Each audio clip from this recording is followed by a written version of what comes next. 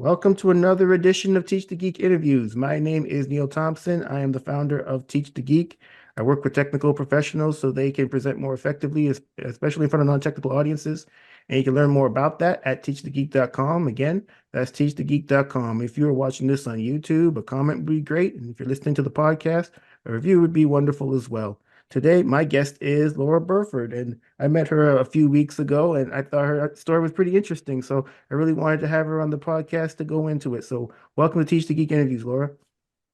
Well, thank you very much for having me. I'm looking forward to today's conversation. Wonderful. Speaking is not always the easiest thing for technical people. Oh, 100%. I mean, I started this whole Teach the Geek thing because of my own struggles working as an engineer, having to give presentations in front of management and just not being all that great at it.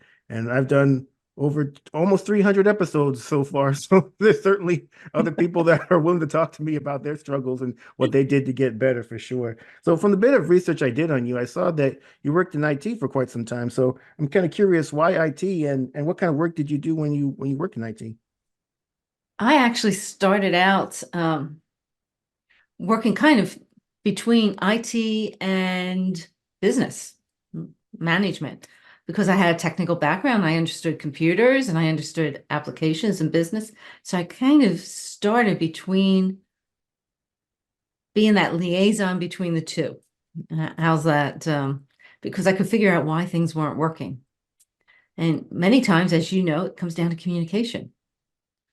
I tell the story once in a while where I was called in for a problem and it came down to people did not understand um, the format of a check. So when they were given specs by the business people, the technical people had no idea what they were talking about and they kind of just guessed. So that's kind of where I started, but I have managed large technical projects, both the software, the hardware, um, teams, and I'm saying teams of up to 400 people, and I've started consulting operations that were all technical consulting operations before going out on my own. Yeah. So always put in the position that I had to figure out how to communicate. Yeah, that's definitely an issue. I think even for, as I mentioned, working in engineering or product development as the engineer, you have all this technical expertise, but it's sometimes it can be rather difficult to explain what you're doing even to non-technical people, many of whom are decision makers. And if they don't know what you're doing and they can't understand, then the answer is no. Mhm. And I actually, when I was working and had to present to management or teams of people, loved it when I had a whiteboard like I have behind me, because I would get up and I would start drawing to help explain what was going on. And you could see the light bulbs going off. Because sometimes as you drew, people could ask questions and you could get that communication going. So one of the things I learned to do early on is how to hone my presentation skills with pictures. Because pictures sometimes speak a thousand words.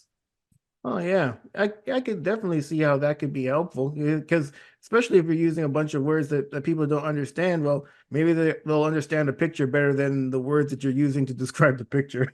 Funny enough. Right. And they'll understand why things aren't working right or what they need to say so that things do work right. It's kind of a combination there. Yeah. One other thing that jumped out to me when I was looking through your background is your work in project management. So a bit of a story from me.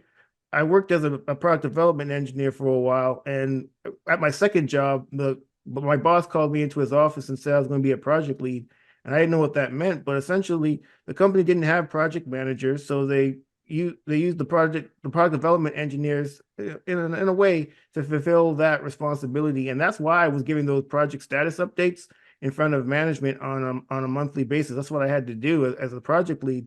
I wasn't all that great at it at first, but I certainly got a lot better at it over time. So when I realized what this project lead role had, what it essentially was, and its linked to project management, a few of the engineers and I, and well, including myself, we decided to embark on a certificate in project management. And so we got this certificate going to these classes at night And then when we're done the certificate, a few of us decided to go and get the PMP, the Project Management Mhm. Professional certification. So I did that maybe about, I don't know, 10 years ago now. And I guess every other year they ask me for money and I pay it to, even though I'm not even a PMP, I'm not working as a project manager or anything, but I figured I spent all that time and doing the getting the certificate and then studying to take the PMP exam, which wasn't all that easy from what I remember. So I figured, well, just keep the credential. But I'm just curious, what was your entry into project management, and what types of project did you manage when you were one?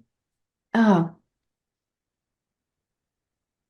my entry into project management, I was with PwC, what is now known as PwC. So I was managing projects. And needless to say, I wasn't certified because when I started in project management, many people weren't certified. That wasn't the thing, I hate to say it, the thing to do. And people weren't looking for those credentials. But I had a lot of training in project management because I worked for PwC and we were constantly being trained in techniques and what we should do, what's good, what's bad, and how to communicate with people. And part of what they taught was how to present, which was really important, which you don't get necessarily when you take the PMP exam. I don't think you had it, how to present in front of management. Uh, and they talked about status reports, but not really how to present. What's the best things to do? How are the best ways to communicate? And that's something that I had to learn myself. And one of the things that I learned early on as I was being educated in project management was was so important to practice. Yeah, yeah, To practice. practice. Yeah, practice certainly is important. And it's funny you mentioned the getting your PMP and the importance of giving presentations. Yeah, that wasn't something that was emphasized in the exam. And No. I remember, so before I took the exam, I did a boot camp at one of the PMI local chapters. I was living in Orange County, California at the time. And one of the women that was in the boot camp with me, she had been a project manager for easily 15, 20 years. So she'd been doing this job for a long time, but I guess she figured getting the PMP would be, I guess, make her more, I guess, well, not suitable, but certain jobs even now require you to have the PMP, or they greatly appreciate it. I guess it's one of the requirements, or one of the qualifications. So we were in this class together, and I mentioned she'd been doing it for years, and I've been doing it for, I don't know, maybe two or three. So I've been doing it for as long. But then when it came time to take the test, she couldn't pass it. I think she took it like twice and failed it both times. And then I heard later on that oftentimes people who have been doing project management for a long time, they have a lot of issues taking this test and passing it, because I mean they know what they know, and now they have to read this body of work, this body of knowledge, the PMBOK, and they have to learn what the PMBOK says the answer is, as opposed to what they've been doing this for 20 plus years. And taking this test is really difficult, as opposed to someone like me that hasn't been doing it all that long. Well, the PMBOK says that. Okay, that's the answer then. Go take this test. Yeah. And again, what I would tell people who had a lot of experience and they wanted to get their PMP, nobody cares if you ace the PMP. All you're trying to do is pass. So put what you know on the back burner and just focus on passing the exam. Maybe that's the wrong approach to take, but that's what I would tell people who had a lot of experience and wanted to get their PMP. Oh, 100%. I mean, those with perfectionist tendencies, they might struggle with that, but that's not my issue at all. I went in there trying to pass the exam, and as long as I passed it and didn't have to look at that computer ever again, I was cool with that. Yeah. And you asked about my project management experience. I've managed small projects as well as large, what would be considered programs, as well as set up PMOs. And part of my consulting before I moved to doing what I'm doing now was setting up PMOs. Oh, okay. Yeah, yeah. So, Okay, cool. yeah. And one of the things that I handed to some of my key project managers was a checklist to help them with their presentation skills. It was one I made up. And I said, if you're going to present, here's what I want you to practice and what I want you to test yourself on. And I even had little sessions periodically that were set aside. So, okay, here's a room of your peers. You're going to present the status report to them just to get them into the swing of things. I'm sure that was very, I mean, just the sound of that would be really helpful in getting such a checklist, because now you don't have to create something from scratch. You just go down the list, especially if you're a technical person, you kind of probably even like that. Just go down. Did I hit that? Check, check, check, check. All right, I'm good. This presentation Yeah. would be useful. And you're getting feedback from your peers, and hopefully your peers are open to providing good feedback, because I would put, they had to do the same thing. They had to get up there. So you want to make sure everybody's doing well when it comes to presenting. 100%. So at some point, you decided to go off on your own and do your own thing, Laura. What was the motivation to do that? A couple things. I went out on my own after 9/11. The practice that I was with, it was a startup, and I had been recruited for the startup by the CEO of the corporation. We were doing well, but my main office was 4.5 blocks from the World Trade Towers. So we were impacted quite a bit. And I decided that, I always wanted my own business. That's what I said I was going to do when I graduated from college. And it just didn't happen because I was offered some great jobs. Um, so I said, you know what? I'm going to start my own consulting business. And it was an IT management consulting business. The difference was I was so accustomed to working with large corporations, I decided I didn't want to work with the large guys anymore. And I started working with smaller businesses.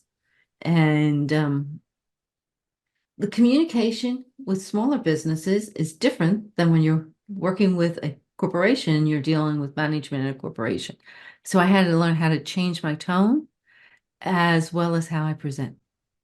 So I learned how it's so important to make sure you understand your audience and how you're presenting to your audience. Huh, that's interesting. So what would be a difference between presenting or working with large corporations as opposed to smaller ones in terms of communication? I found it wasn't as formal. It was much more low-keyed.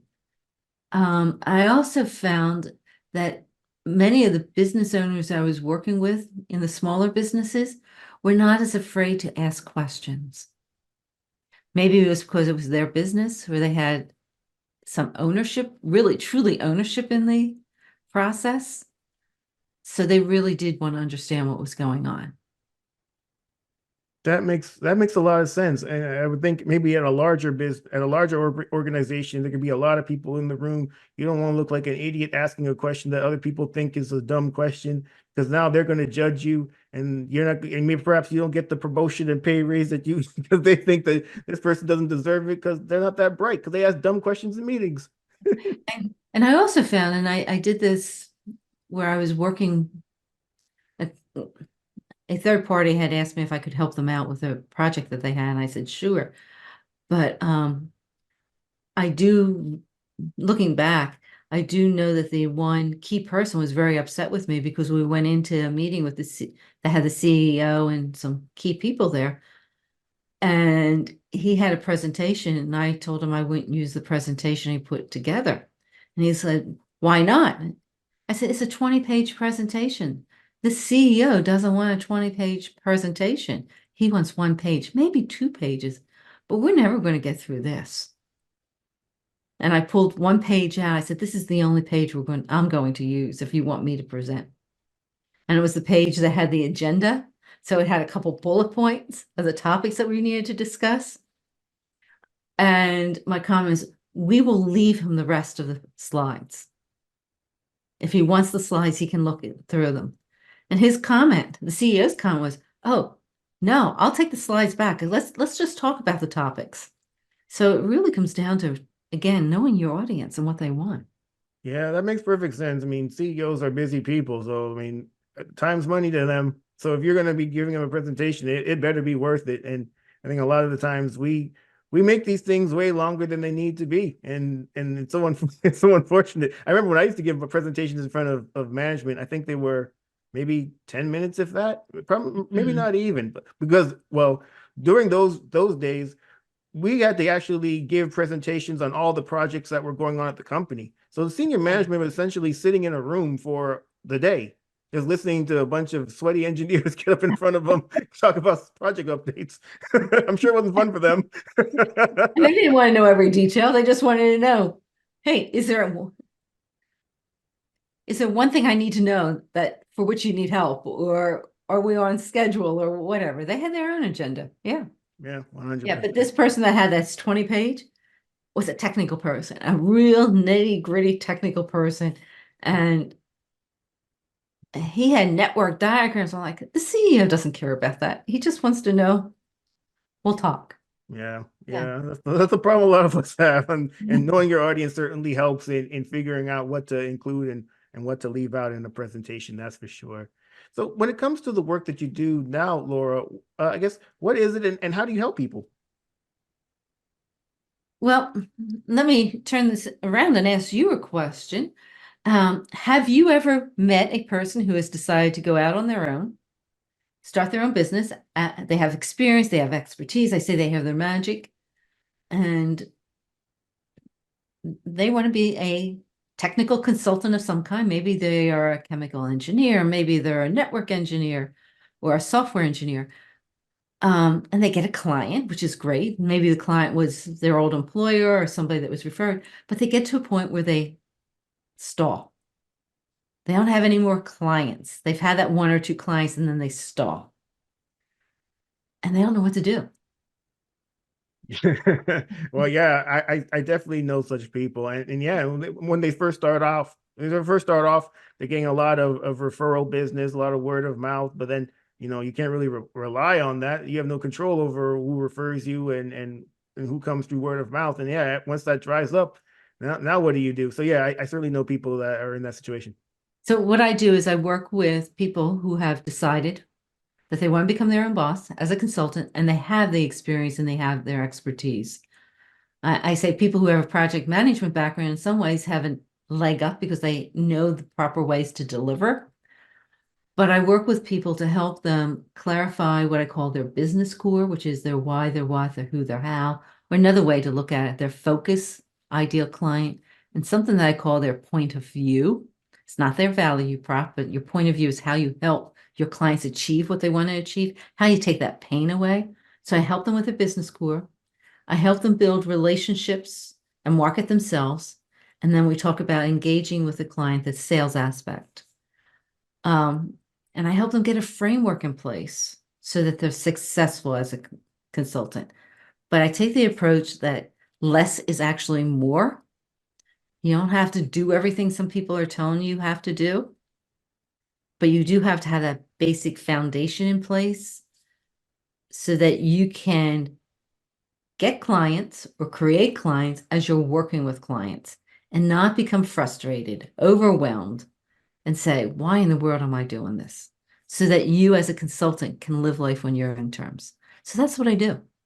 So Yeah, I help people succeed as their own consultant. yeah, I could see how that could be helpful because, as I mentioned, once that the referrals stop coming as often as they did, and the word of mouth isn't as strong as it used to be now you got to figure out what to do, and a lot of times it has to do with, well, you need to get out there and let people know about what you do. Right. And you have control over that, which I think is a good thing. Yeah, you have control. And what I watch people do is they get out there and they say, well, I have to create all this content and I have to spend all this time on LinkedIn and I have to do this and that. And I say, whoa, take a step back. Take a step back. You don't have the basics in place first. And some of the basics are, what do you want to be known for? As a technical person, what do you want to be known for? Do you want to be known as the best person who knows how to put an infrastructure, network infrastructure in place? What do you want to be known for? Before I went out on my own, I was known, people knew me for the fact that I knew how to set up a consulting operation. I can get you up and I can get you running. Once you're up and running, I usually disappear because, everything's now, that framework's in place. Yeah, you need modifications here or there. Or when I was setting up PMOs, I'm getting you up and I'm getting you running, getting you established. But I watch people really listen to this, listen to that, and I'm saying, no, let's take a step back. Let's deal with your business core. What do you want to be known for? Who is your ideal client? Where can you find them? Let's focus on marketing you. And let's focus on marketing you with what I call some basic credibility and essentials. You have some stories. You have some testimonials. You don't need a fancy website, but what you do need to do is you need to get out and network where you can find your ideal client and they can find you. You have to spend some time doing some targeted or direct outreach, and you have to personalize things. You don't want to spam people. And you want to build relationships with people who can refer people to you so that you have some decent partners. Once you have that in place, now you can start dealing with some of the other things. Now you can start, if you want to start a YouTube channel, you want to write every week, you can do that. But let's get some basics in place. And I'll tell you, 9 times out of 10, the people who are really struggling, they don't have that, what I call their business core solid, or they're spending a lot of time spinning their wheels or marketing themselves when they don't have the fundamentals in place. Yeah. Yeah, I could see that. And I mentioned what you do totally sounds like it makes sense. You earlier you'd mentioned that when it came to people giving presentations, you presented them with a checklist. So that sounds like a process to me. So when it comes to giving presentations, do you have a process? And if so, what is it? I do have a process. And I will be really honest, right before we got on the call, I erased the process off the board for a presentation I'm giving. Off the whiteboard. I do have a process. I have a checklist of everything that needs to be in a presentation. I stick to 3 points, no more than 3 points in a presentation, because people aren't going to remember more than 3 things. You know that. So those 3 things. I make it a point that whenever I design a presentation, I'm just speaking a couple things off the top of my head, it always starts being very clear with what the agenda is, what I expect people to get out of it, and the one thing that I want them, one thing at a minimum, I want them to walk away with. Before I start a presentation, whether it's in person or over a Zoom or some other web method, I try to open it up to some conversation to get some feedback from people, to get them engaged, because I want people engaged. So as I write a presentation, it's a lot easier to get people engaged when you're in person than when you're on Zoom. At least I find it is, because people on Zoom can turn themselves off, you know. But if it's a presentation that I'm giving, that I'm hosting on Zoom, I cap it so that it is a little bit more intimate. I cover those 3 points.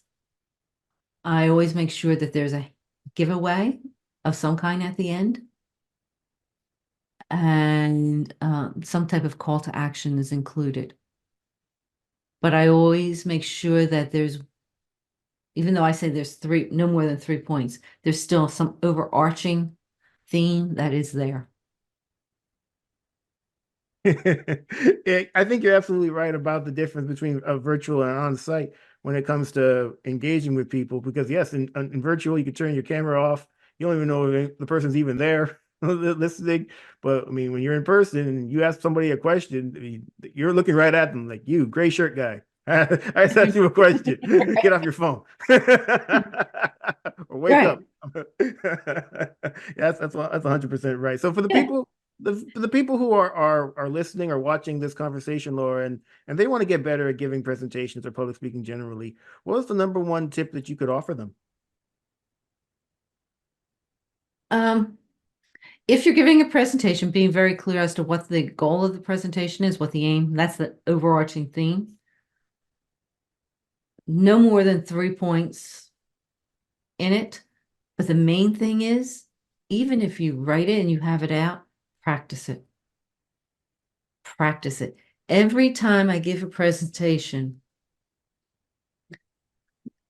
I practice it before I actually give it. And it's very easy to do it nowadays because you could do it using Zoom. Most people have a camera of some kind, right? You can put it up and you can record yourself. So whether you're in person or you're online, record yourself. Go through the presentation. If it is a 30-minute presentation, I expect to see a 30-minute video. If it's an hour, I expect to see an hour video. And then modify it. If you can, depending on who you're giving the presentation for, ask some people to listen to it and get some feedback from them. And I actually have a checklist that I give them. Are you surprised, Neil, that I have a checklist that I give them? And I ask them to say, did I hit these points? Man. Did you walk away with this? Yeah. Yeah. I mean, practice is important. And I actually have a friend who used to give me a hard time about practicing because he does love his presentations off the cuff. And I noticed that, at least I noticed that there's a big difference. When you practice a presentation, you figure out what needs to go where. And because when you just do it off the cuff, it comes out as it comes out. And if you're talking to people who aren't at the same level as you in terms of the expertise on the topic, they may get lost in the presentation. But if you practice it and get the feedback, like you said, then you figure out this is the best way to present this information so that this particular audience can actually take it in and understand it. So it's not a waste of time for me. It's not a waste of time for them. And it's a win-win all around. I firmly believe in that. And then again, this has been a great conversation, Laura. Thank you so much for being a guest. How can people get in touch with you? You can get in touch with me a couple ways. One, you can drop me an email. It's really easy to drop me an email. My email address is laura@lauraburford.com. Super easy. You can get in touch with me on LinkedIn, or you can get in touch with me if you want consulting insights by just going to my website, which is Laura's Consulting Guide. There are free resources there for consultants, and there's a link to my email, not my email, to my newsletter. And there's also a link to the YouTube channel, which provides consulting insights.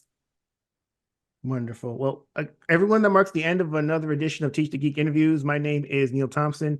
I'm the founder of Teach the Geek. I work with technical professionals so they can present more effectively, especially in front of non-technical audiences. And you can learn more about that at teachthegeek.com. Again, that's teachthegeek.com. Until next time, take care and stay safe. Thanks, Laura. Thank you.